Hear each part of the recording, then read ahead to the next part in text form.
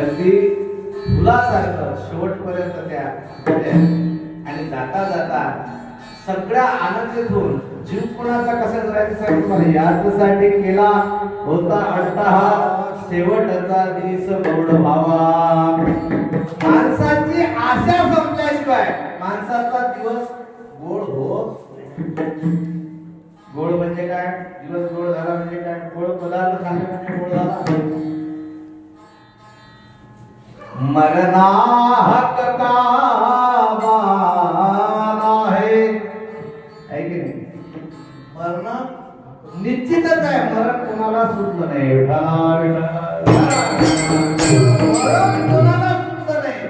कधी कोणत्या काळी कोणाला मरण येईल सांगता येत नाही. आम्ही आता कीर्तन केलं गाडीवर जाता जाता